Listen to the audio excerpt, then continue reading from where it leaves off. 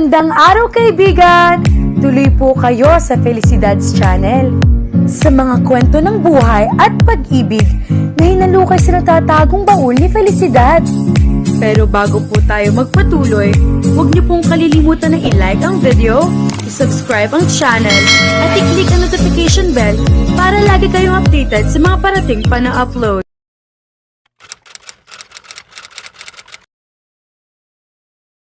May girlfriend na naman palang kababata mo, Vera. Nagulat siya sa ibinalita ng mommy niya. Hindi niya alam kung paano magre-react doon. Nasa terrace sila nito ng mga sandaling iyon. Nagbabonding dahil weekend at wala naman siyang ginagawa. Ito naman, ikauuwi lang mula sa pagdalaw sa isang kaibigan nito na ayon dito ay may marital problem. May girlfriend na si Orlan. Hindi niya inaasahan iyon. Kahit paano, unti-unti na siyang naniniwala na may gusto nga ito sa kanya, na seryoso ito nang sabihin nitong liligawan siya. Pero bakit nag-iba na naman yata ang ihip ng hangin? Akala ko ba, ikaw ang nililigawan ng isang yun? Akala ko rin, mommy. Kilala niyo naman si Orlan, mapambus ka. Napagtripan lang akong biruin nun, kaya ako dinigahan. Sayang, akala ko pa naman matutupad na ang dasal namin noon ng tita Dulce mo na kayo ang magkatuluyan ni Orlan. Mommy, aba, yun ang totoo. Hindi nga lang namin sinasabi sa inyo. Siyempre, ayaw rin naman namin pangunahan kayo. Bukod doon, talaga namang saksakan ng pilyo ang anak na yan ni Dulce. Kung minsan, matutuwa ka. Kung minsan naman, mababaliw ka sa mga kalokohan niya. Pero para na naming anak ng daddy mo iyang si Orlan. Kahit nangaalaga ka niyang gawa ng kalokohan noong maliliit pa kayo. Maganda bang girlfriend niya, mommy? Sinulyapan muna siya nito bago sumagot. Bakit mo'y tinatanong? Nanunukso ang itsura ng mommy niya. Si mommy, nilabian niya ito. Siyempre, kapag minabalitaan tayong girlfriend ng kahit sino, ang itinatanong agad ay kung maganda ito.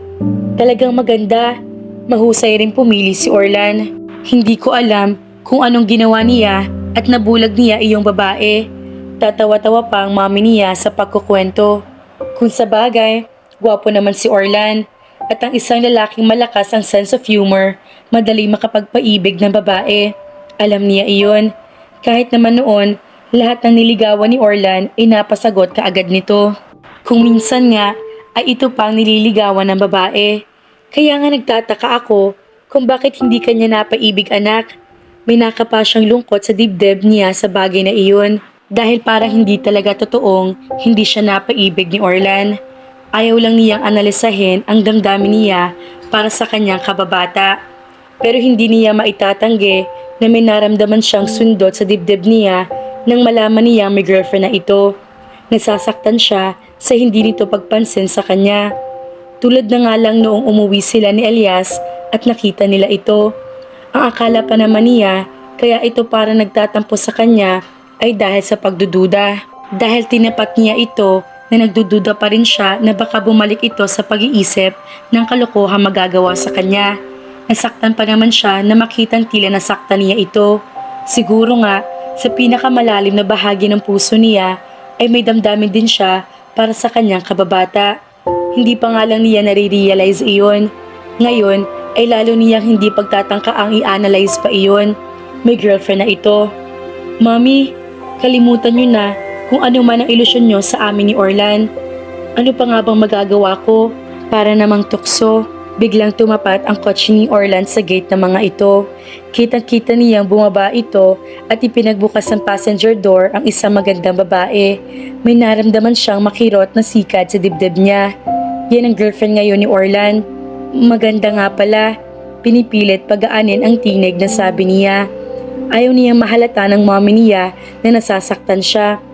Nga pala, mommy, next week na raw lalabas ang TV commercial namin. Pag-iiba niya ng topic. Kailangang ibaling niya sa ibang bagay ang pansin at hindi sa maingat na pag-alalay ni Orlan sa girlfriend nito. Totoo? Sikat na talagang anak ko. Mommy, walang sumisikat sa isang commercial lang. At wala nga akong dialogue man lang doon. Naisip ko tuloy, doon muna kaya ako kina Lola Ligaya. Baka may makita akong trabaho roon, kahit part-time lang. Sa pagkilatan ka pa ba naman makakakita ng trabaho? Nasa Batangas ang lola niya sa mother's side. Kaya lang ay malayo ang loob ng mami niya roon. Ang mga kapatid nito ang dahilan. Hindi nito kasundo ang mga tiyahin at tiyuhin niya.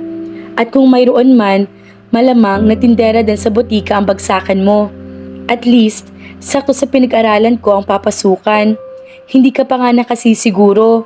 Siyempre, marami rin doon pharmacist na walang trabaho.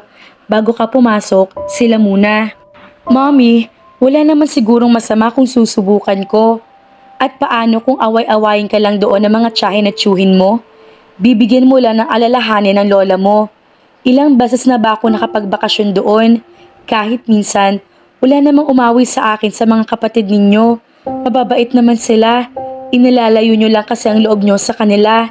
Tatawag na ako kay lola. Sasabihin kong pupunta ako roon bukas. Tumayo na siya. Oy, magsabi ka muna sa daddy mo kung papayagan ka. Yes, me. Mabuti nga sigurong lumayo muna siya sa kanila. At least doon, hindi niya makikita si Orlan at ang girlfriend nito. Baka kapag nasa pagkilata na siya, ay malimutan niya ang nagsisimula pala na feelings niya para sa binata.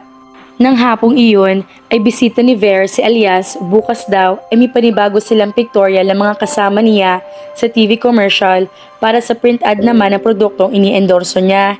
Naku, buti na lang, na-inform mo ko bago ako umalis. Aniya rito. Bakit? Saan ka ba pupunta? Magbabakasyon ako sa lola ko sa Batangas. Bukas na nga sanang alis ko. Talagang tinototoo mong balak mo ha? Kailangan eh. Bakit? Dahil ba para mas makaiwas ka kay Orlan? Nang tingnan niya ito, ay mapang-arok ng tingin nito. Bakit ko naman iiwasan si Orlan? Ngumiti lang ito at nakibit balikat. Isang araw lang ba ang pictorial? Para makapagbiyahe na ako sa Batangas sa Makalawa kung wala nang gagawin pa. Ibang isinagot nito sa tanong niya. Sa tingin ko, ginagawa lang ni Orlan na mapagbabalingan ng pansin ng babaeng iyon, Vera. Hindi niya mahal yun. Ikaw talagang gusto niya. Tumawa siya ng pagak. Namamadrino ka na naman kay Orlan, Elias. Naawa kasi ako sa kanya. Kapag nag-uusap kami, ikaw pa rin ang bukang bibig niya sa akin. Napahinga siya.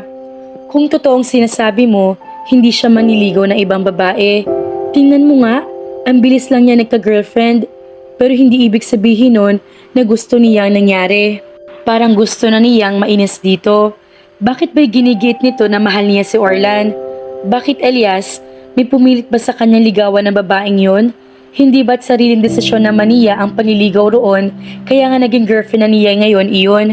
Wala nga, pero isipin mo to. Somehow, you pushed him to court another girl. Dahil iyon lang siguro ang nakikita niyang paraan para maiiwas niya ang pansin niya sa'yo. He was heartbroken and he needed to find a cure to it. He needed it fast. Ako pa pala may kasalanan ngayon. Wala naman akong sinasabing ikaw ang may kasalanan. Ang sinasabi ko lang, kung pareho naman kayo ng nararamdaman ni Orlan sa isa't isa, o kahit na mas intense ang feeling niya sa'yo kaysa sa feelings mo sa kanya, bakit hindi mo muna lunukin sandali ang pride mo at sabihin ang totoo sa kanya? Hindi siya nakaimik sa sinabi nito. May pagka-perceptive si Orlan. Malinaw iyon sa mga sinabi nito. Pero paano nito nahalata ang lihim na feelings niya kay Orlan? Kahit sa sarili niya ay kinakaila niya iyon. Besides, nagsaselo siya sa akin. Kaya nga natiyak ko na mahal niya talaga. Akala niya sa akin kami gusto. Kaya nga napakababa ng moral niya. Kahit sabihin kong wala ka namang gusto sa akin, ayaw niya maniwala. Kaya pala siya hindi pinansin ni Orlan noong magkasama sila ni Elias na tinawag niya ito. Ngunit ano man ang sabihin ni Elias, wala na siya magagawa sa ngayon.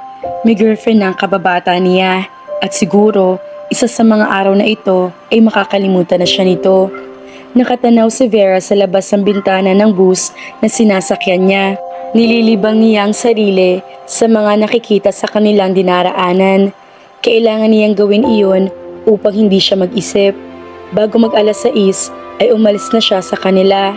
Nagpahatid siya sa daddy niya sa istasyon ng bus na maghahatid sa kanya sa Batangas.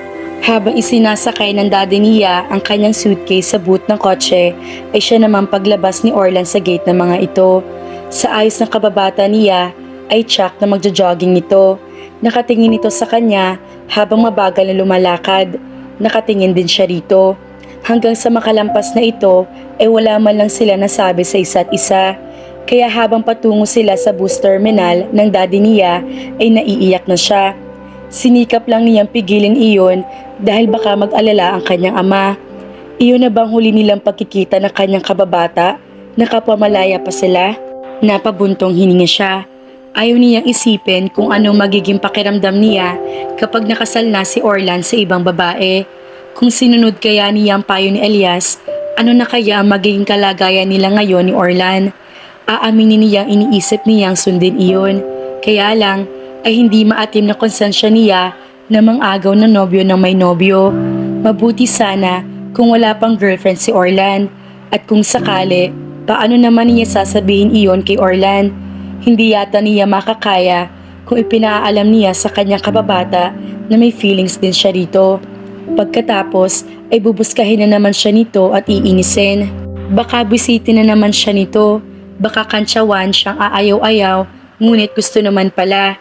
Ipinilig niya ang kanyang ulo. Nag-iisip na naman siya. Itinuon ulit niya ang pansin sa labas. Wala pang 6 na buwan nang huli siyang dumalaw sa lola niya. Sa loob ng panahong iyon ay marami ng commercial establishments na naitayo sa kanyang dinaraanan. Patunay iyon na umuusad ang buhay. Buhay lamang yata niyang hindi. Or to be more specific, love life niya. Tirik ng araw na makarating ang sinasakyan niya sa huling istasyon na hinimpilan ng bus. Mula roon ay magtataksi na lamang siya patungo sa bahay ng lola niya. Bit-bit ang may kabigatan ding suitcase niya ay tumawid siya ng kalsada. Paglingon niya sa kanan ay nanlaki ang mga mata niya. Hindi siya maari magkamali. Kotse ni Orlan ang nakikita niya. Nakapark iyon sa gilid ng kalsada at nakaabang ito na may tila hinihintay. Diyos ko! Itago niyo po ako. Nagmadali siyang tumawid kaya hindi niya naiwasan ang isang paparating na jeepney. Nahagip siya niyon. Nasapol siya sa hita at sa lakas ng impact ay tumilapon siya. Naramdaman niya ang inisyal na sakit sa binti at hita niya. Nasaktan din ang ulo niya na hindi na niya nalaman kung saan tumama. Pagkatapos ay nagdilim ng lahat sa kanya. Nagising si Vera na masakit ang ulo niya at buong katawan. Kinapa niya ang kanyang ulong kumikirot. Napangibit siya sa sakit. Nakabenda iyon.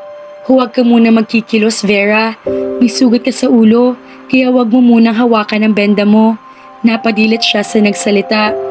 Isang lalaki iyon na parang pamilyar ang muka, ngunit hindi niya kilala. Gwapo ito. Sa palagay niya ay nasa mid-20s pa lang. Marami kang pasa at may mga sugat din ang hita at binti mo. Pero sabi naman ng doktor, wala ka namang malalang injury. Lumabas na x-ray results mo. Sino ka? Medyo malat ang boses na lumabas sa lalamunan niya. Nagulat ito. Hindi mo ako kilala? Parang hindi makapaniwala na tanong nito. Pumikit siya sandali. Sino nga ba ito? Bakit hindi niya maalala? Alam naman niya batay sa pamilyar na anyo nito, nakakilala niya ito. Kahit anong pilit ang gawin niya, ay wala siya makapangpangalan nito sa utak niya. Dumilat ulit siya. Sorry, pero hindi talaga kita maalala. Huminga ito. Magkahalong takot at lungkot ang bumakas sa mukha nito. Oh no, nagka-amnesia ka niya yata. Amnesia? Nabagok nga palang ulo niya. Ang huli niyang naaalala ay nabundol siya ng jeepney at pagkatapos ay tumama pang ulo niya sa kung saan. Tumingin ulit siya sa lalaki. Sino ka ba? Ano ba kita? Sumagap ulit ito ng hangin na para bang mahirap para dito magpakilala sa kanya. Ako si Orlan, ang asawa mo. Nanlaki ang mga mata niya. Asawa kita? Pero bakit hindi ko matandaan? Baka nga nagka-amnesia ka dahil sa pagkakabagok ng ulo mo. Ginagap nitong isang kamay niya at marahang hinalikan ang kanyang mga daliri. Hayaan mo, sweetheart. Ipasusuri kita sa doktor. Orlan? Orlan ang pangalan ng kapitbahay noong nasa grade school pa lang ako. Ikaw ba yun? Oo, magkababata tayo. Natatandaan mo na ako? Sinikap niya mag-concentrate sa pag-aalala. Hindi pero medyo kahawig ka nga ng kapitbahay naming yun. Natatandaan mo ba kung sino mga magulang ko at ang mga magulang mo? Sinikap niya mag-concentrate sa pag-alala. Ang parents mo ba sina Tito Luis at Tita Dulce? Oo, sila nga. Telma, ang pangalan ng mommy ko. At ang daddy ko, nanlulumo na patingin siya rito. Orlan, hindi ko maalala ang pangalan ng daddy ko. It's okay, sweetheart. Huwag mo munang pilitin ang sarili mo makaalala. Ang importante, gumaling muna ang mga sugat mo para makalabas na tayo rito sa ospital. Nang suriin siya ng manggagamot, ay kinumpirma nito ang sinabi ni Orlan. May amnesia nga siya. Marami itong itinanong sa kanya. Ang ilan ay natatandaan niya. Ang ilan naman ay hindi na. Tulad na lang ng universidad na pinasukan niya. Ngunit ang pangalan ng preschool na pinasukan niya noon ay natatandaan pa niya. Ayon sa manggagamot, ay retrograde amnesia raw ang tawag sa pagkawala ng ilan niyang memorya. Malaki raw ang posibilidad na bumalik ulit ang alaala niya sa mga bagay na kanya nakalimutan. Ngunit posible rin daw na hindi na bumalik ang iba pa. Wala naman itong sinabing definidong araw kung kailan iyon babalik. Hindi niya napigilan ang sariling mapaluha sa mga inihayag ng manggagamot. Inalo naman kaagad siya ni Orlan. Huwag ka nang malungkot. Ang importante, buhay ka at hindi malala ang mga pinsala mo. Ano pa ba mga hindi ko maalala bukod sa'yo? May anak ba tayo? Napasigok siya sa puntong iyon. Paano kung may anak sila at ganitong kalagayan niya? Kawawa naman ang bata. Hush, sweetheart.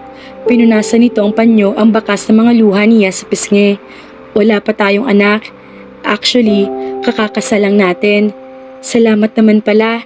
Baka hindi niya mapatawad ang sarili niya kapag nalaman niya may anak siya, ngunit hindi niya ito maalala. Bakit hindi pa dumadalaw sa akin sina mommy? Nasa Manila kasi sila. Tayo naman, nandito sa Batangas ngayon. Paano ba tayo napunta rito sa Batangas? Natatandaan kong nasa Maynila nga ako nakatira. Napabuntong hininga ito. Nagtampo ka kasi sa akin, kaya nag-alsa balutan ka. Sinundan kita rito. Mabuti na lang pala ay sinundan kita. Pumikit ito ng mariin. Ilang sandali lang nanatili itong ganoon bago muling dumilat. Idinikit nito ang palad niya sa pisngi nito. Mabuti na lang, narito ako na maaksidente ka. Mabuti at nakaligtas ka. Kung hindi, baka hindi ko mapatawad ang sarili ko. Ano bang ipinagtampo ko sa'yo?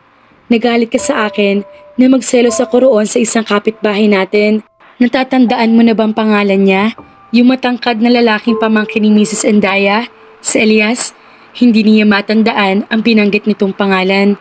Hindi si Mrs. Endaya, natatandaan ko, kapitbahay namin siya. Natin, sweetheart, kapitbahay natin sina Mrs. Endaya dahil halos katapat lang na sa inyo ang bahay namin. Natatandaan ko na, bago ako pumasok noon, sinisilip ko kung nakaalis ka na. Ayokong kasabay ka, kasi lagi mo akong ginagawa ng kalokohan. Bumuntong hininga ito. How I wish na ang kalokohan ko na lang ang nakalimutan mo. Kung iniiwasan kita dati, paano tayo nagkagustuhan? Ngumiti na ito at masayong hinalikan siya sa noo. Siyempre, nag-iba na nito malalaki na tayo. Naging aware ka na sa kagwapuhan ko. Napatanga siya rito. Ako nanligaw sa'yo? Hindi naman. Ako pa rin naman ang nanligaw. Parang ang hindi ka pa makapaniwala noong una kung sabihin sa'yo, naliligawan kita. Akala mo, binibiro lang kita. Gaano katagal ka nanligaw bago kita sinagot? Sweetheart, mapapagod ka na ng sobra. Kailangan mo magpahinga. Huwag nating i-stress ang isip mo. May sugat ka pa sa ulo. Saka na lang natin i-test ang ibang naalala mo kapag nakarecover ka na. Sinunod na lamang niya ito dahil kumikirot na naman ang ulo niya. Napansin marahil nito ang pagngibit niya kaya tumawag ito ng nurse at itinanong kung maari siyang saksakin ng pain reliever. Bago siya tuluyang makatulog ay naramdaman niya ang banay na paghaplos nito sa kanyang braso. Bakit kailangan pa nating umupa ng bahay dito sa Batangas? Bakit hindi na lang tayo bumalik sa Maynila? Tanong ni Vera kay Orlan. Nakalabas na siya sa ospital. Bahagya na lang ang bakas ng mga pasa niya. Ngunit may benda pa rin ang ulo niya at binti. 3 araw pagkatapos siyang lumabas ay babalik siyang muli para sa follow-up check-up ng doktor. Nang ilabas siya ni Orlan sa ospital ay sa isang bungalow siya dinala nito. Ayon dito ay nirentahan nito ang bahay. Doon daw siya magpapagaling bago sila umuwi ng Maynila. Fully furnished ang bahay kaya wala nang dapat bilhin pa. Pati beddings ay provided ng may-ari para sa kanila. Gusto mo ba na mabigla mga parents natin kapag nalaman nila na naaksidente ka at may amnesia pa? Pero baka lalo sila mag-alala kapag wala silang narinig na balita tungkol sa atin hanggang ngayon. Huwag kang mag-alala, tumawag na ako sa kanila. Sinabi ko nagbabakasyon pa tayo rito. Siguro nga, mas mabuting saka na lang natin ipaalam sa kanila kapag bumalik na ang lahat ng alaala ko. Napabuntong hininga siya. Ang hirap pala talaga ng walang maalala. Nilapitan siya nito at ikinulong sa isang maluwang na yakap. Sweetheart, nandito naman ako para ipaalala sa'yo ang mga hindi mo maalala. Pero kahit naman ipaalala mo pa, hindi ko pa rin matandaan. It's like hearing all about it for the first time. Ang gusto ko sana, kapag ikinuwento mo at ipinaalala sa akin, maaalala ko nga talaga. Naramdaman niya nangingilid na naman ang luha niya. Yumukod naman ito upang dampian na magagaang halik ang kanyang mga mata. Hindi ba pwede na kapag ikinuwento ko ang mga bagay na kailangan mong malaman, matuwa ka dahil nagkaroon ka ng pagkakataong malaman ulit ang mga iyon kahit hindi mo pa rin maalala? Anong ibig mong sabihin? Sweetheart, maswerte ka pa rin. Maaring marami kang nakalimutan. Pero nagkaroon ka naman ng chance na malaman at maranasan ulit ang mga iyon. At kung babalik na ang kompletong memorya mo, then you're 3 times lucky. You forgot it before.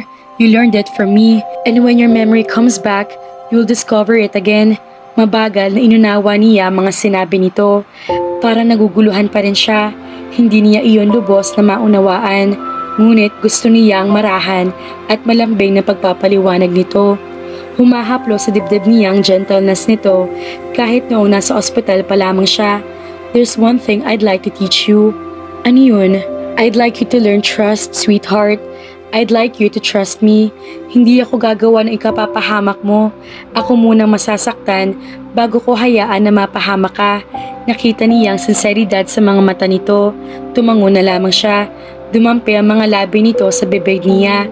Sa ginawa nito, ay nag-asahan yatang lahat ng balahibo sa katawan niya. Nangatal ang mga labi niya at may masarap na pakiramdam na kumakalat mula sa dibdib niya patungo sa lahat ng bahagi ng kanyang katawan. I love you, anas nito bago muling dumampi ang mga labi nito sa kanya. Pagkatapos ay tuloy na nitong inangkin ang bibig niya. She couldn't help but surrender to this exquisite feeling. Yumapos ang kanyang mga kamay sa leeg nito. Orlan, tawag ni Vera sa kanyang asawa. Nakaupo siya sa kitchen chair habang ito naman ay nagluluto para sa kanilang hapunan. Sagot nito habang panay ang halo sa kaharap ng kawali. Anong tawag ko sa'yo? Sumulyap ito sa gawin niya. Tawag? Oo, yung endearment. Anong endearment ko sa'yo? Sweetheart din ba? Hindi. Ano pala? Ilang saglit muna ang dumaan bago niya narinig ang sagot. Unggoy, napatuyo siya at nilapitan nito. Napapangiti siya. Hindi siya makapaniwala sa sinabi nito. Sa dinami-rami ba naman ang pwedeng endearment, bakit iyon pa? Really? Really? Nakasimangot ang sagot nito. Bakit naman ganun ang tinawag ko sa'yo? Noon kasi mga bata pa tayo. Lagi kitang binubuska, pinapaiyak, ganun. Kaya para makaganti ka, unggoy ang naisip mong moniker ko. Napangiti siya lalo. Naalala ko yun. Alam mo ba, minsan, pag uwi natin galing school, maibinigay ka sa aking maliit na kahon. Sabi mo pa noon, peace offering mo. Pero nang buksan ko, palaka palang laman. Tinalunan pa ako, kaya sigaw ako ng sigaw. Galit na galit ako sa iyo noon. Pinatay na nito ang stove at isinalin ang laman ng kawali sa isang bandihado. Iyon ang unang beses sa tinawag mo akong unggoy. Kahit may ibang nakakarinig, ganoon ang tinatawag mo sa akin every time na magagalit ka. Bakit nga ba paborito mo kung inisin noong mga bata pa tayo? Nakakatuwaan ka kasi pikon ka. Ang cute-cute mo kasi kapag namumula ka sa galit. Pero grabe mga ginawa mo sa akin noon ha. Hindi ko nga alam kung paano kita nagustuhan ngayong malalaki na tayo. Ibinaba nitong hawak na kawali at bigla siyang hinapit sa kanyang baywang. Pilyong kislap na mga mata nito. Naaaliw tuloy siyang titigan lalo ito. Dahil po nadiskubre mo na ang dahilan ng mga pagpapansin ko sa iyo noon ay LOVE. Paano mo ko niligawan? Naglihis ito ng tingin. Inaasar-asar pa kita pero wala na akong ginawang kalokohan sa iyo na magsilaki na tayo. Basta isang araw, Tinawag na lang kitang sweetheart. Then I treated you like you were already mine. Yun, wala na makapormang manligaw sa'yo. Akala ng lahat talagang girlfriend na kita. Ikaw naman, sa inis mo yata sa akin, pumayag ka na lang para matapos na ang pamemesle ko sa'yo. Napangiwi siya. Ganun? Nilikutan siya nito ng ilong. Hindi romantic, no? Mismo, iniyuko nito ang ulo hanggang sa halos magkadikit ng kanilang mga muka. Pagkatapos ay bumulong ito. Pero romantic akong tao. Hindi ko lang dati pinahahalata dahil ayaw ko makantsawan ng iba. Kaya ang ipinapakita ko lang kapag tayong dalawa lang at walang ibang taong nakakakita.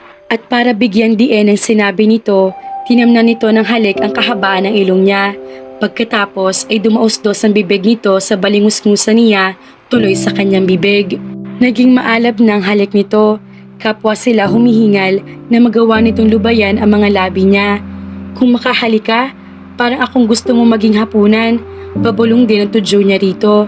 Malakas ang naging halakhak nito bago siya pangkuin at maingat na iupo pabalik sa kitchen chair. Naghain na ito pagkatapos. Pinigilan niya ito na magsasandok na ng kanin. Maaga pa, medyo busog pa naman ako. Gutom ka na ba? Hindi pa. Gusto mo bang bumalik muna tayo sa kwarto? Mapanghibo ang tono nito nang sabihin iyon. Siya naman ang natawa. Nag-init ang mukha niya na maging pilyong hilat siya ng mukha nito. Pagkatapos ay walang paalam na bigla na lang siyang binuhat nito. Hey! Ibaba mo na ako. Kaya ko namang lumakad. Hindi mo ko kailangang kargahin pa. Huminto nga ito sa paglalakad. Ngunit hindi para ibaba siya. Ibinuro nito ang ilong sa gilid ng mukha niya. Nakiliti siya sa ginawa nito. Nagpapasag siya. Huminto lang ito na makita na pangiwi siya. Sorry, hindi pa nga pala gaano magaling ang sugat mo. Sorry sweetheart. Okay lang ako. Nawala naman agad ang kirot. Itinuloy pa rin siya nito sa silid nila. Inihiga siya nito sa kama. Naupo ito sa gilid niyon pagkatapos. Masuyo siya pinagmasdan nito habang marahan nitong hinahaplos ang ulo niya.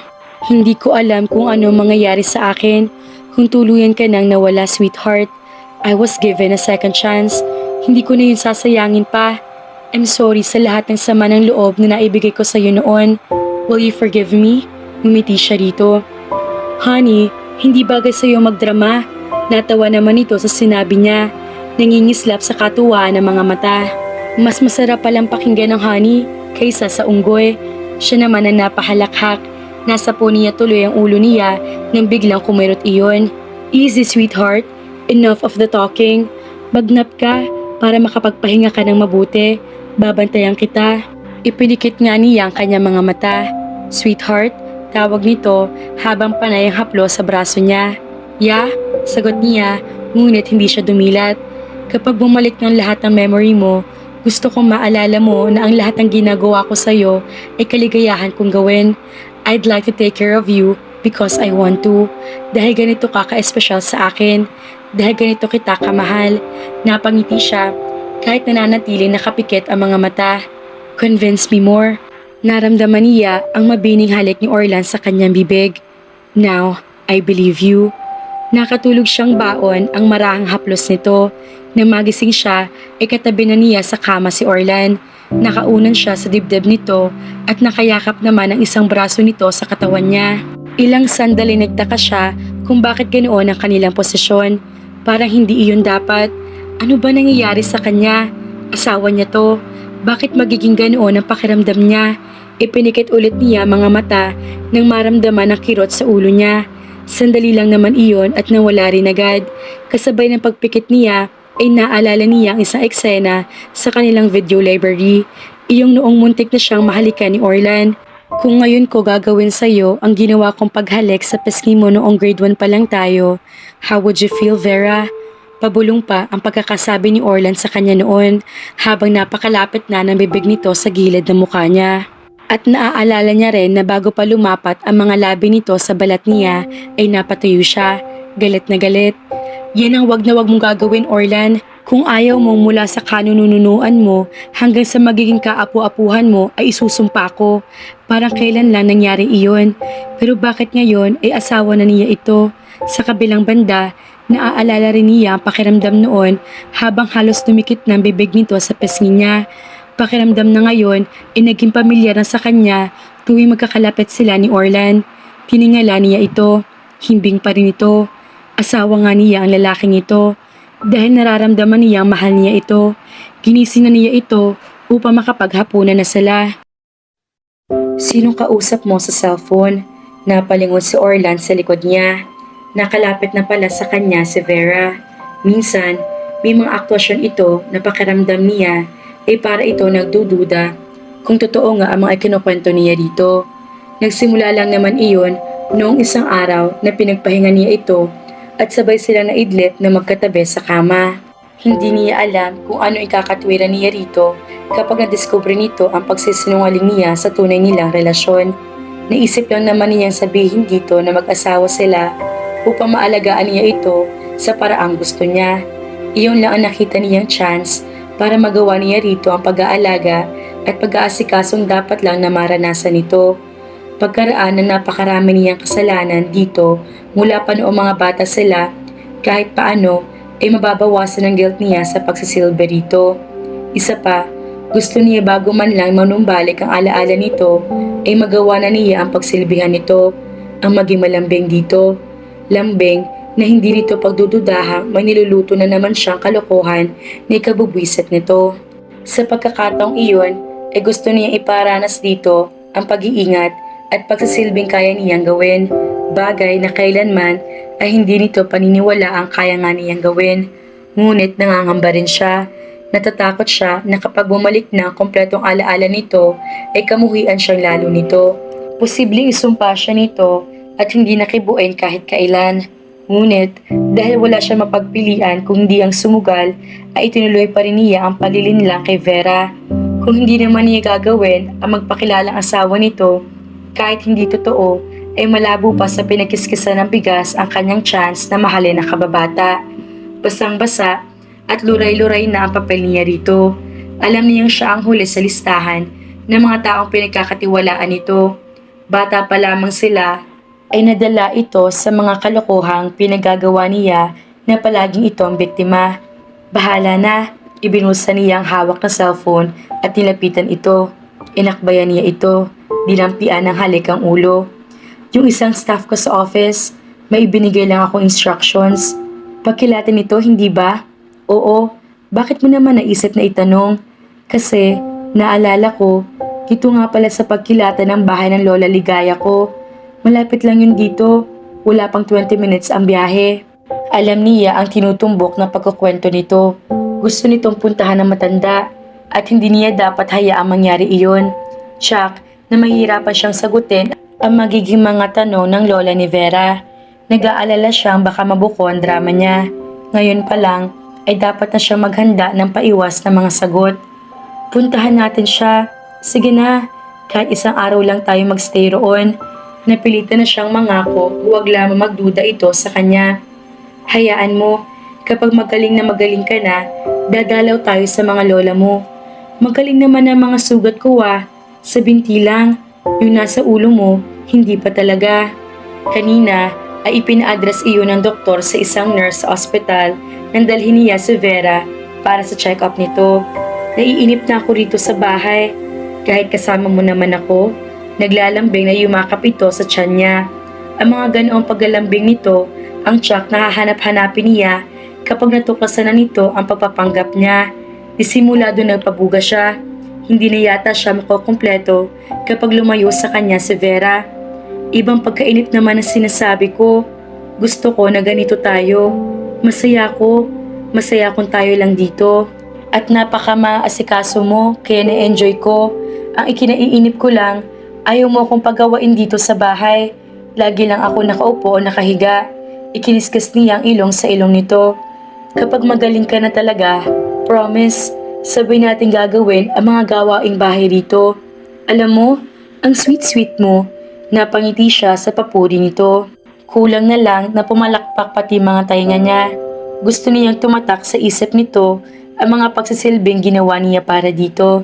Thank you. Siguro, kaya nagustuhan na kita nitong magsilaki na tayo. Kasi nga, ganito ka ka-sweet at kaasikaso. At ganito ako kalambing. Nagpapakwelang dagdag pa niya. Humagik-hik ito. Mabuti na lang, hindi tayo nakaupo sa silya. Kung hindi, baka umangat na yon. Pinanggigilan niyang pisilin ang baba nito. Pero honey, noong mga bata pa tayo, kabaliktaran ka talaga na ngayon. Tingin ko nga, ibang taong Orlan noon sa Orlan ngayon. I know, ganoon naman talaga ako kapilyo at kasalbahe noon. Paano ka bumait? Na-in love ako. Tiningala siya nito. Hindi sa akin? Kanino pa ba? Ikaw lang naman ang minahal ko. Totoo? Parang gusto na naman niyang halikan ito ngayon nakangiti ito. Nararamdaman niyang masaya ito sa kanilang sitwasyon kahit hindi pa kumpleto ang memorya ito. Totoong totoo, nagayuma yata ako ng mga pag-irap-irap mo noon sa akin. Saka ng endearment mo unggoy, tumawa naman ito. Siya naman ay nagsumeryoso. Sweetheart, halimbawa bang may magawa akong isang malaking kasalanan sa'yo? Makakaya mo kaya akong patawarin? Depende siguro kung anong kasalanan. Kung pagtataksil, malabong patawarin kita. Pinagalaw lang niya ang kanyang mga balikat. Bigla namang kinalas nito ang mga kamay sa baywang niya. Don't tell me na ang dahilan ng pag-alsabalutan ko at pagpunta rito sa pagkilatan ay dahil sa pagtataksil mo. Of course not. Kahit kailan, hindi ko magagawa magtaksil sa'yo. Nasabi ko na nagalit ka sa akin na magselos ako kay Elias. O baka naman, sinampal mo ko o binugbog. Sweetheart naman, kahit salbahe ako sa'yo noong bata ako, hindi ko naman nagagawang saktan kahit dulo ng daliri mo. Mabuti pa nga, nagawa mong sapakin ako sa mukha noon. Tumawa ito. Oo, natatandaan ko yun. Kinder pa lang tayo noon. Kaya lang, hindi ko maisip na magagawa ko mag-alsabalutan dahil lang nagalit ako sa pagsaselos mo. Pilit siya nag-isip na kasinungaling ang magpapatibay sa kanyang alibay. Ang totoo, may palagay ako na gusto mo talaga magkasolo tayo sa malayong lugar na ito dahil laging maraming istorbo sa ating dalawa. Ang kapal nito, hinampas ang palad nito ang kanyang tiyan. Mukha nga magaling ka na, bumabalik na ang pagkaastig mo eh. But seriously speaking, bakit hindi ko maramdaman na may asawa na ako? Gaano katagal na ba tayo magsasama? Saan ba tayo nakatira? Sa inyo? Sa amin? O nakabukod tayo? Ang mga ganoong pagtatanong nito ang iniiwasan sana niya. Actually, magkaibang tirahan natin. Sa inyo ka pa rin nakatira at ako sa amin pa. Ano? Akala ko ba mag-asawa tayo? Oo nga, kaya lang hindi pa tayo hindi pa tayo kasal. Nanlaki ang mga mata nito. Paano tayo naging mag-asawa eh? Hindi pa pala tayo kasal. Akala ko ba? Sabi mo kasal tayo. Kailangan ko lang sabihin yon para hindi ka matakot sa akin dahil nga hindi mo ko kilala pagkatapos ng aksidente mo. Imposibleng pumayag si Mommy na makipag-live-in ako sa'yo. Kaya nga hindi pa tayo nagsasama. Nagtatanan kasi tayo. Inihanda na nga ang kasal natin. Kaya lang, nangyari na nga ito. Bakit sabi mo mag-asawa tayo? Ganoon naman kasi ang pakiramdam ko sa atin. Para sa akin, asawa na kita kahit hindi pa tayo nakakasal. Napailing ito. I can't believe na napapayag mo ako makipagtanan sa'yo. Mahal naman kasi natin ang isa't isa. Nagdududa ka pa ba roon? Tumitig ito sa kanya. Tila, inaarok. Kung nagsasabi siya ng totoo, nakipaglaban naman siya ng titigan dito. Don't ever doubt my love for you, sweetheart. Bumalik man o hindi ang memorya mo, hindi magbabago ang katotohanan yon. Natatawa si Vera habang nag-uunahan sila ni Orlan sa paggawa ng mga eroplano. Bibe, bangka, pamaypay, at Elisa gawa sa papel. Nakakita ito ng isang rim yata ng ginamit ng bond paper. Para daw hindi siya mainip, maglaro na lang sila. Noong una, ay hindi niya pinapansin ito. Matatanda na sila para sa mga ganoong bagay. Ngunit, naisip kaagad niya na hindi naman importante kung pambata o pangmatanda ang gagawin nila.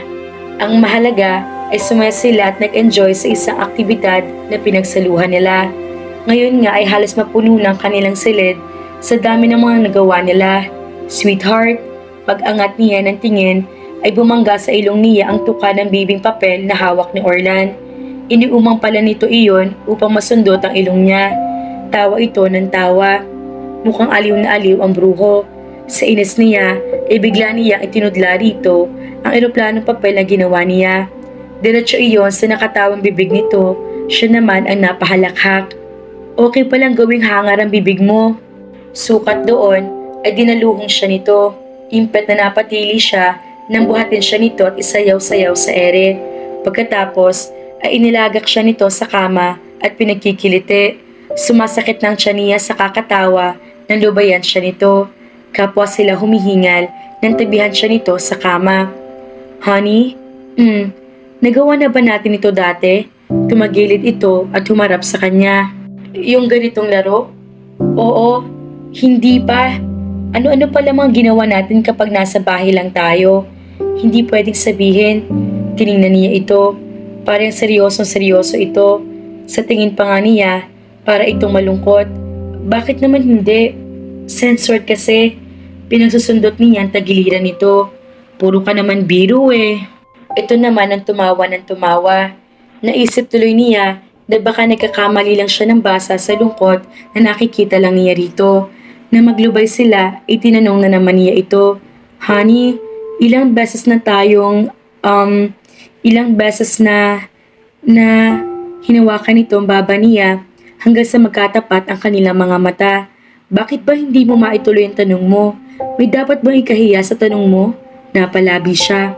Nakakainis ka. Alam mo naman kung ano ang tinatanong ko. Tingnan mo ng isang to. Gagawin pa ako manghuhula. Ano nga yung itatanong mo? Pilyong-pilyong untag nito. Kalimutan mo na nga lang yun. Hindi ko pwedeng kalimutan yun. Kasi hindi pa nangyayari. Kumunot ang noo niya. Nagigets mo bang ibig kong sabihin? Of course. Pilyong sagot nito. Hindi natin magawa kasi lagi nakabantay ang mga nanay natin. Akala ko ba nagtanan tayo? Oo nga. Kaya lang nabuko nila agad. Yun, hindi natuloy ang honeymoon. Kasal muna raw dapat. Are you telling the truth? Sa halip na sumagot, ay hinalikan siya nito sa bibig. Mababaw lamang iyon at kaagad din naman itong kumalas. Nabitin tuloy siya. Sweetheart, gustong-gusto ko nang gawin natin. Kaya lang, baka makasama pa sa'yo. Kaya wag mo akong masyadong itetempt dahil matagal na ako nagpipigil lang sa sarili ko. Napasimangot si Vera na matagal nang benda sa kanyang ulo. Ayon sa doktor ay hindi na raw kailangan pang lagyan siya niyon. Magaling ng sugat niya. Aalisin na lang ang tahi pagkaraan ng ilang araw. Kaya pagkaligo niya ay inalis na rin niya ang benda. Pinkish na pilat na lamang ang natira sa pinanggalingan ng sugat. Huwag kang sumimangot, sweetheart. Nagmumukha kang astig. Tudyos sa kanya ni Orlan. Kasi naman, may peklat na ako sa ulo. Tingnan mo nga, ang pangit-pangit. Sweetheart, kahit maging pulos peklat ang ulo mo, magpapasalamat pa ako. Ang importante ay buhay ka at kasama ako. Nilukatan niya ng ilong ito. Ang sagwa kasi, feeling ko, magiging forever peklat na talaga ito. Maliit lang naman. Saka naitatago naman ang buhok mo. Kahit nga siguro makalbo ka, maganda ka pa rin. Tiningnan niya ito at tinitigan. Alam mo noong maliit pa tayo, hindi ka marunong mambola. Mangalipusta, yun pa, inakbayan siya nito. Bakit ba hindi mo nalang tanggapin ang pag-appreciate ko ng kagandahan mo? Hindi mo lang alam kung gaano ko kaswerte at nagustuhan mo ko. Kaya kalimutan mo na lang natin ang mga nagawa kong kalokohan sa'yo noon. Pwede? Sus, magdrama ka raw ba? Umalis siya sa pagkakaakbay nito at tinungo niya ang binata. Siguro naman ngayon, papayag ka nang dumalaw tayo kina Lola. Sumunod ito sa kanya sa bintana. Talaga bang kaya mo na? Wala nang masakit sa'yo? Wala na po. I'm okay. Pwede na nga tayong bumalik sa Maynila. Hindi ito umimik, kaya nilingan niya ito. Alam mo na bang ituloy pa natin ang bakasyon dito? Para nagtatampo ang tono nito. Pinaglambitin niya ang mga kamay niya sa laylayan ng t-shirt nito. Kasi naman, sabi mo nagpipigil ka lang sa sarili mo, kaya wag kita masyadong item. Humarap ito sa kanya. Iniangat nito ang mukha niya hanggang sa magtama ang mga paningin nila. Nakangiti ito, ngiting para maligayang maligaya. Pero magaling ka na ngayon, napayakap na siya rito. Sabi mo, hindi pa tayo kasal. Alright, sweetheart, dadalaw muna tayo sa mga lola mo. Pagkatapos, saka tayo babalik sa Manila. Isaset na natin ang wedding date. Honey? Naramdaman niyang dumampi-dampi ang bibig nito sa noo niya. Pumayag ba kaagad ako na magpakasal sa'yo? Ilang saglit munang dumaan bago ito nakasagot. Dapat nga pala, ngayon ko sabihin ang proposal dahil hindi mo na yun maalala. Kinalas nito mga kamay niya nakayakap dito at bahagyang inalayo siya nito. Vera, sweetheart, will you marry me? Of course I will. Malawak ang ngiti niya habang nakatitig din ito. Kahit katitig na pag-aalinlangan ay wala siya makapa sa kanyang sarili. Mahal niya si Orlan at gusto niyang magpakasal dito. Yayapos na naman sana siya rito nang pigilan siya nito. We should seal it first. Yumukod ito at sinakop ang bibig niya sa isang makapugto hiningang halik. Pwede ng lahat ang dadalhin natin, sweetheart. Bakit nakupo ka pa riyan sa harap ng TV? Nilingon niya ni Vera si Orlan. Iyon ang araw na pagdalaw nila sa kanyang lola. Honey, look, ako ba nasa commercial na yan? Tumabay ito ng upo sa kanya. Oo, nanlaki ang kanyang mga mata. Hindi siya makapaniwala. Commercial model ako? Oo, kagagawa mo lang ng commercial na yan. It's your first. Talaga? Bakit hindi mo na ikwento sa akin? Buntong hininga ay sinagot nito sa kanya.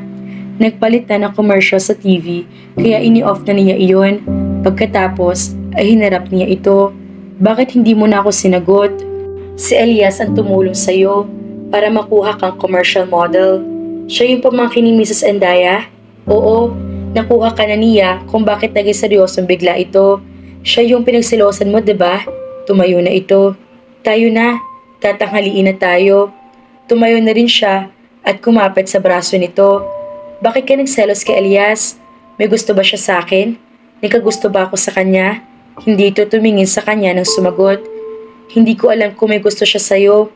Lalo hindi ko alam kung nagkagusto ka sa kanya. Natahimik siyang bigla. Kaya pala umabot sila dito sa kanyang pag-aal sa balutan. Mukhang mabigat nga ang problema. Ngayon, kahit hindi niya maalala si Elias at ang tungkol dito, parang nagigilty siya. Nagkagusto nga kaya siya sa lalaking iyon? 10 minuto lang yata ang biyahe ni Vera at Orlan ay narating kaagad nila ang bahay ng Lola Ligaya niya.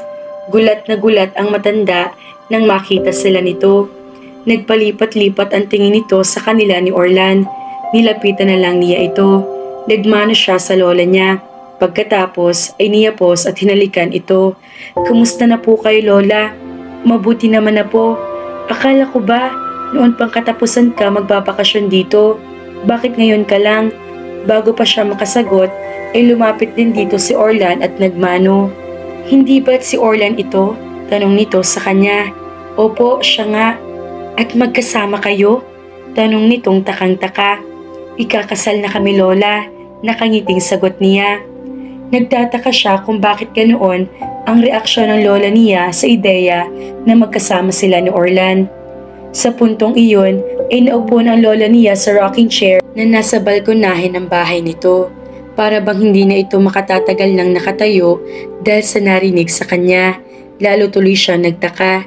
Sa tingin niya, para napaka-absurd para dito, ni kakasal na sila ni Orlan. Binalingan nito si Orlan. Anong ginawa mo sa apo ko? Lola, sansala niya. Mahal namin ang isa't isa. Nagpapatawa ka ba, Vera? Nagpapatulong na tumingin siya kay Orlan. Nakayuko naman ito habang hinahaplos ang batok. Abay, numero 1 mong kaaway ang lalaking ito mula nung maliit pa kayo hanggang sa magdalaga ka.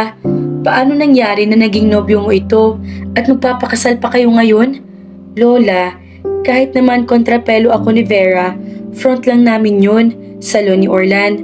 Pareho lang namin itinatago dati ang totoong nararamdaman namin para sa isa't isa. Kaya nga nang hindi na kami makatiis, yun, inilabas na namin. Nagmamahalan po kami, Lola. Mahal na mahal ko po ang apo nyo. Kaya nga po pakakasalan ko siya. Umiling ang lola niya. Tila hindi pa rin makapaniwala. Bueno, ito lang ang masasabi ko, lalaki. Kapag pinaiyak mo ang apo ko, malilintikan ka sa akin. Nilapitan ito ni Orlan at inakbayan. Makakaasa po kayo na paliligayahin ko si Vera at hindi pa iiyakin. Imbitado po kayo sa kasal namin. Ipasusundo ko na lang kayo rito sa pagkilatan. Nang mapagsolo sila ni Orlan, ay inilibot niya ito sa bahay ng mga kapatid ng mommy niya. Kahit ang mga iyon ay tila nagtataka kung paano naging nobyo silang dalawa. I wonder kung ano pang pinagagawa mo sa akin dati, kaya ganoon na lang ang mag-react sa iyo ang mga kamag-anak ko. Kantsaw niya kay Orlan nang pabalik na sila sa bahay ng lola niya. Alam lang siguro nila kung gaano mo ko kahit noon. Napaisip siya sa sinabi nito. Sobra naman yata siya nag-react noon sa mga pambubuska nito. Lumalabas na masyado niyang dinidibdib ang mga iyon kung ganito ang alam ng mga kamag-anak niya. Nang mapadaan sila sa kalyeng malapit sa wet market ng bayan, ay niyaya niya magpunta roon si Orlan. Bumili tayo ng tapang taal, specialty nila yon dito. Nagtungo nga sila roon. Bumili sila ng maipapasalubong sa mga daratnan nila sa Maynila. Habang nasa palengke sila, ay biglang tumunog ang cellphone ni Orlan. Seryoso anyo nito habang sumasagot. I'm sorry, but it's over. Humakbang palayo ito sa kanya. Para may sumaging kaba sa dibdib niya. Bakit kailangan pang lumayo nito sa kanya kung wala itong dapat itago tungkol sa tumawag na iyon? Sumunod siya rito. Alam mo naman yun nung una pa lang, diba? It's for the best. Believe me, I am. Yeah, I am. This is the end of it. Wag na. The circumstances are different now. Oo, oo. No, mas maganda ng ganito. Again, I'm sorry. Nang matapos ito sa pakikipag-usap, ay nagulat pa ito nang makita siya nasa tabi lang nito. Sinong tumawag? Usisa niya. Nabulol ito nang sumagot. Isang kaibigan. May problema kayo? Wala naman. I mean, siyang may problema. Humihingi siya ng advice. Common friend ba natin siya? Hindi. Hinawakan nito ang kamay niya. Halika, hanapin naman natin ang tindahan ng mga pastries. May maliit na pagdududang lumitaw sa isip niya. Bakit parang umiiwas ito na mapag-usapan nila iyon? Para bang natatakot ito na may madiskubre siyang kung ano. At noon lang niya naisip, bakit wala siyang cellphone? Nakalkal na niya ang lahat ng mga gamit niya, ngunit wala ang gadget na iyon doon. Imposible naman yatang wala siyang cellphone. Ultimo kargador sa palengke ay naka-cellphone na sa panahong ito. Na mga sumunod na sandali ay pinakikiramdaman na niya si Orlan. Umaakto na ito ng normal. Kung gaano ito kasweet sa kanya noong habang nasa ospital siya hanggang sa makauwi na sa rented house nila ay ganoon pa rin ito kalambing sa kanya. Kaya naman pinili lang niyang iwakse ang mga pagdududa sa isip niya. Kumusta ang pagbabakasyon mo anak? Sa lubong ng mami niya nang makauwi na sina ni Vera at Orlan sa Maynila. Sabik na yumakap siya rito at sa daddy niya. Maaring nakalimutan niya ang pangalan ng kanyang ama, ngunit ang anyo nito ay hindi nabura na amnesia sa isip niya. Mabuti naman po. Mukhang nagkaayos na kayo nitong si Orlan komento ng daddy niya. Ang ngiti nito ay may halong panunudyo. Yes dad, tinapos na namin ang lahat ng tampuhan namin sa isa't isa. Mabuti naman pala kung ganoon.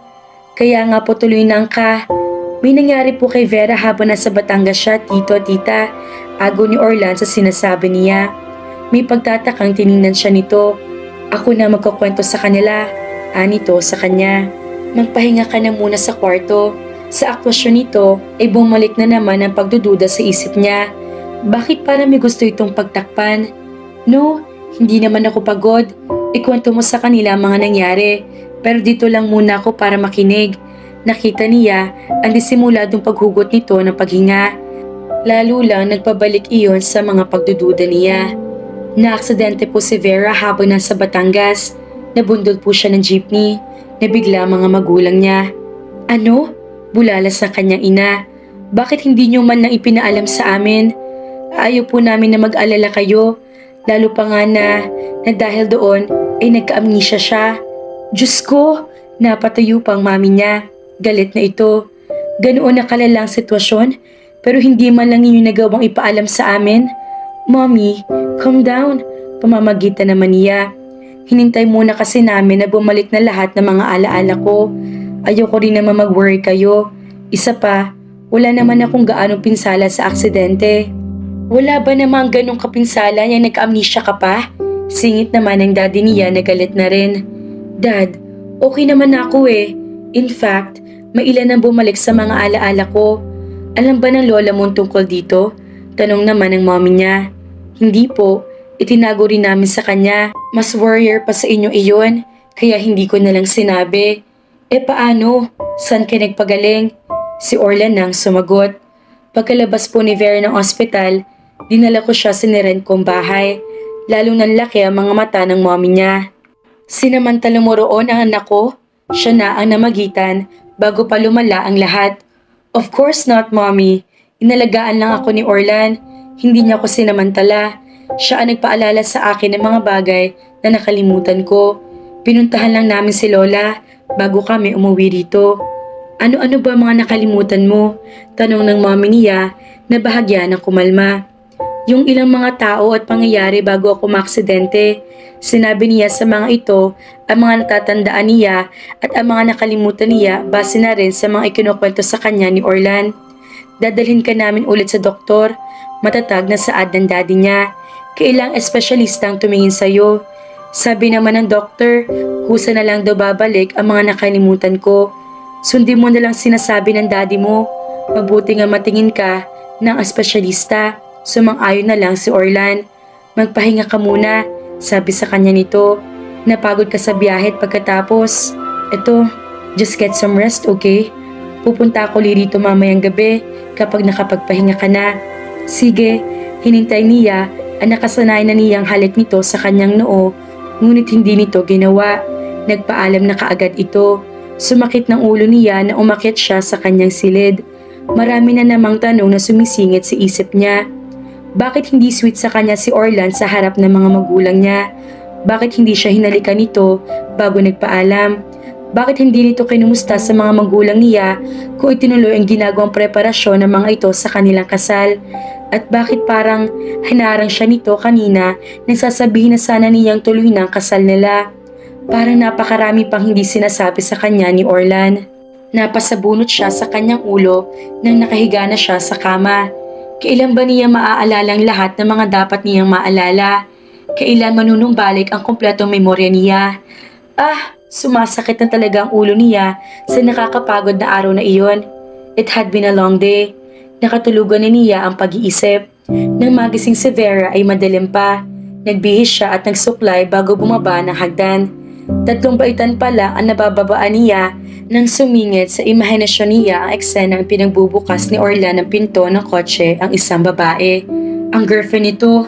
Diyos ko, may girlfriend si Orlan at hindi ako iyon.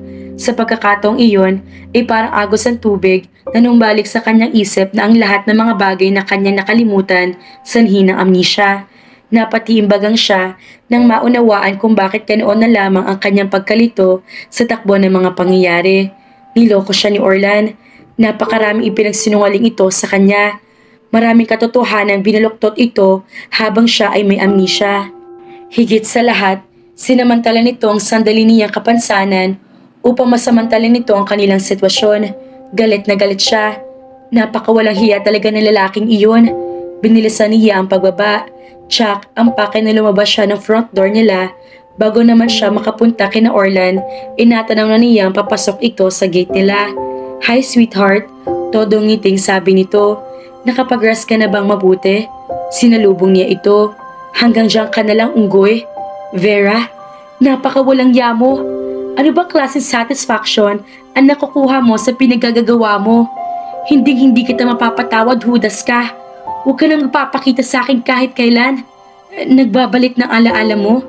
Oo, kaya hindi mo na may pagpapatuloy pa ang panloloko mo sa akin.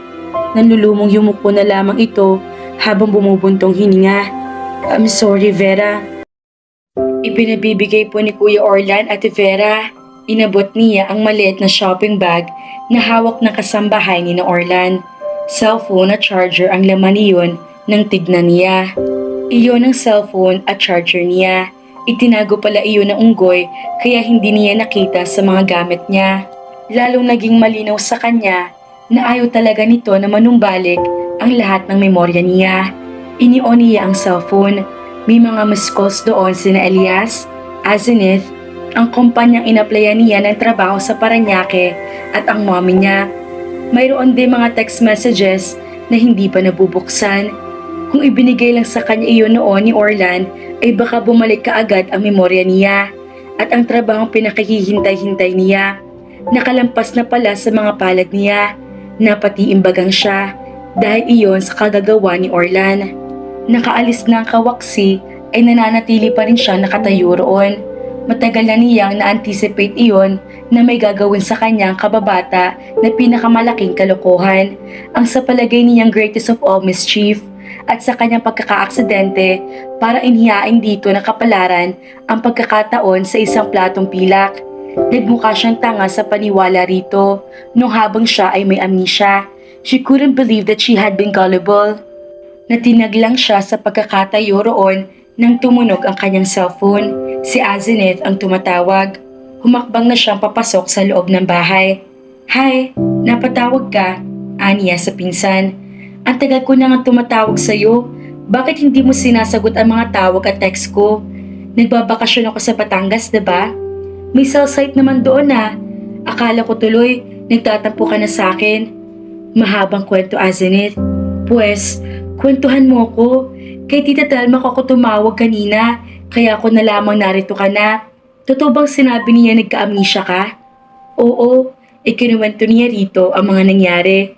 Tawa naman ito ng tawa tuwing ang mga ginawa sa kanya ni Orlan ang nababanggit niya. "Bakit ba parang tuwang-tuwa ka pa riyan? Ganito na nga nangyari sa akin ang dahil sa unggoy na yun. Kasi po, talaga palang may tama sa yung isang yun.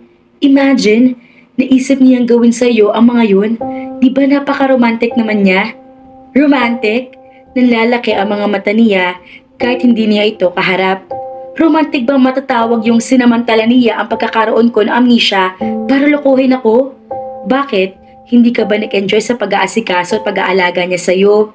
Didn't you enjoy his kisses?" Hindi kaagad siya nakasagot. Nang makiisip naman siya ng isasagot, ay inunahan na siya nito sa pagsasalita. "Sayang talaga, Vera.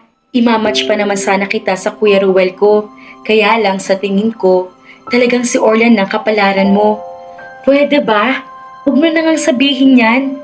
Hindi nang papakita sa akin unggoy na yun. Pinagsabihan ko siya na ayaw ko na siyang makita kahit kailan. I bet magpapakita pa rin yun sa'yo. Kahit naman ganoon yun katindi mong alas ka, mahal ka naman talaga niya. Ipinagtatanggol mo pa ang unggoy na yun pagkatapos sa mga parwisyong ginawa niya sa akin? Vera, maaring niloko ka ni Orlan at pinapaniwala ka sa ilang kasinungalingan. Pero i-analyze mo na ba kung anong nagtulak sa kanya para gawin yon? Isipin mo nga, ikaw na rin naman ay nagkwento, inalagaan ka niya. Nagpanggap siyang asawa mo, pero hindi naman siya lumampas sa dapat. Hindi siya nagsamantala sa sitwasyon. Ang sabi mo pa, hindi naman kayo lumampas sa halik. Iisa lang ibig sabihin kung bakit niya nagawang ibigay sa'yo ang ganoong respeto. Kung hindi mo pa rin makuha kung ano yon at bakit, idilat mo pa mga mata mo. Hindi na naman niya nagawang sumagot. Natatandaan mo pa ba yung babaeng hinimatay na tinulungan natin, Vera? Mula sa tinitinang prints ng mga larawan, ay tiningnan niya si Elias. Pumunta ito sa kanila upang ipakita ang mga kuha niya sa ginawa niyang pictorial bago siya magtungo sa Batangas. Naikwento na niya rito ang nangyari sa kanya. Ayon naman dito, noong wala siya sa kanila, may isa uli sanang proyekto siyang gagawin. Print ad lang iyon, ngunit kahit papaano ay trabaho pa rin. Kaya lang ay hindi nga siya makontak nito, kaya pinalitan na lamang siya. "Si Mrs. Ellen Ramos?" tanong niya rito. "Oo, nagkita ulit kami. Bumalik ulit siya rito sa subdivision para hanapin ang anak niya. Nag-volunteer naman ako sa samahan siya. Alam mo bang nakita nga namin ang anak niya?" "Talaga?" "Oo, tuwang-tuwa nga si Tita Ellen. Hindi matapos-tapos ang pagpapasalamat niya sa akin. Itinatanong ka nga niya, ipaabot ko na lang daw ang pasasalamat niya sa'yo." "Mabuti naman pala. Imagine, 23 years na yata siya naghahanap sa anak niya. Papunta nga ako sa kanila ngayon eh. Inimbitahan niya ako. May Thanksgiving party sa kanila. Sumama ka." "Wag na lang. Wala pa ako gana sa mga party ngayon eh." "Nagka-problema na naman ba kayo ni Orlan?" Kibit balikat ang isinagot niya dito. "Sabi ko na nga ba, pati kasi siya matamlay rin. Niyaya ko nga sa gym, pero mas gusto pa niya magmukmuk sa kanila. Akala ko pa naman, nagkaayos na kayo. Noon kasi kadarating ninyo galing ng Batangas, masayang masaya siya. Nagpatuloy ito nang hindi pa rin siya kumibo. Alam mo, kung may lihim naman kayo pagmamahalan sa isa't isa, lunukin nyo na lang ang mga pride nyo. Maikli lang ang buhay. Kung nasa atin naman ang makakapagpaligaya sa atin, bakit hindi na lang natin gawin? Alam mo, para ikaw yung pinsan ko, pinipilit din niya na mahal ako ni Orlan. Ito lang ang masasabi ko sa inyo. Kung mahal nga niya ako, hindi niya ako lolokohin. Itinaas nito ang 2 kamay. Well, minsan kasi ang tao, sa kawalan ng choice ay nakagagawa ng mga paraang foul para lang may padaramdam ang pagmamahal sa taong mahal niya. Siyempre, hindi tama yun. Pero sino tayo para humusga, diba? Naramdaman yata nito na lumungkot la agad ang mood niya. Nagpaalam na ito. Inihatid niya ito hanggang sa gate nila. Pag-angat niya ng tingin, inasalubong niya malulungkot na mata ni Orlan. Nakatayo ito sa bakod ng mga ito. Nakatingin sa kanya. Hinaplos ng awang dibdib niya. Hindi niya natagala makipagtinginan dito. Mabilis ang hakbang na tumalikod siya at bumalik sa loob. 3 araw pagkatapos sa insidenteng iyon, nagdidilig siya ng halaman sa harap ng kanilang bahay na humimpil sa tapat ng isang bagong jeep. Malalaki ang mga gulong niyon na tulad sa mga sasakyang ginagamit sa dirt road racing. Makintab na gray ang kaha niyon at tinted ang mga salamin. Pagbukas ng pinto niyon ay bumaba ang ama ni Orlan. Tinawag siya nito. Vera, halika. Tignan mo ito yung pinagawa namin sa Tito Ramil mo. Napilitan siyang ihinto ang ginagawa at lumabas ng bahay. Look, Iha, hindi ba maganda? Maganda nga po, Tito. Ang bilis lang pala nagawa. Hindi pa tapos na i-test drive ito. Halika, subukan mong sumakay. Sumakay naman siya. Paglinga niya sa driver ay nagulat siya dahil si Orlan pala ang nagmamaneho niyon. Ang mabuti pa, ikaw na lang muna sumama rito kay Orlan. Ipagpatuloy ninyo ang pagte-test drive. May tatawag lang ako kay Papa tungkol sa mga darating na batch ng fingerlings sa fish pond. Enjoy the ride, Iha. Kumindat pa ito sa kanya. Bago siya makatutol, ay naisara na nito ang pinto sa gawin niya. Pinausad na ni Orlan ang sasakyan. Matagal na wala silang imikan. Hindi man lang ito tumitingin sa kanya. Seryosong anyo nito. Wala siya makapang sabihin. Nakalimutan na niya ang mga sumbat na nais niyang ilitan niya rito. Hindi niya makapa mga iyon sa utak niya. Mahaba-haba na rin ang nalalakbay nila nang ihinto nito ang sasakyan sa gilid ng highway. Napatingin siya rito, sakalang siya tiningnan nito. I'm sorry, Vera, sa lahat ng mga nagawa kong hindi maganda sa tingin mo, sa lahat ng pagsisinungaling at panloloko ko sa'yo. I'm really very sorry. Sana, huli na ako sa mga lolokohin mo. Sa wakas, ay nakapani ang kanyang boses. Sana hindi mo gawin ang ganito sa girlfriend mo. Nasa Batangas pa lang tayo, ay nakipag-break na ako sa kanya. Alam naman niya ang dahilan kung bakit ko siya niligawan. Sa umpisa pa lang, alam niya na ginawa ko lang iyon para kahit papaano ay maialis kong pansin sa'yo. Kaya nga tinanggap na lang niya na maluwag sa dibdib ang breakup namin. Alam niyang hindi ko siya mahal. Hindi siya umimik. Naiinis siya sa kanyang sarili dahil gusto niyang paniwalaan ang mga sinasabi ng unggoy na ito. Narinig niyang bumuntong hininga ito. Ang dami ko nagawang pagkakamali sa'yo. Ang dami-dami ko naging kasalanan. At mahirap aminin na wala ako nakikitang pag-asa sa'yo. Kaya kailangan ko magpapansin. Ang sakit naman kasing isipin na saan mang anggulo ko tingnan, hindi mo ko magagawang mahalin. Lagi nangingibabaw sa tingin mo ang lahat ng mga pag-iinis at pambubwisit na nagawa ko sa'yo mula noong mga bata pa tayo. Pero alam mo ba, nung nasa Batangas tayo, naranasan ko ang pinakamaligayang sandali ng buhay ko. Dahil doon, mabuti ako sa paningin mo. Doon, wala ang mga pangit na nakaraan. Naging pabulong na ang tinig nito.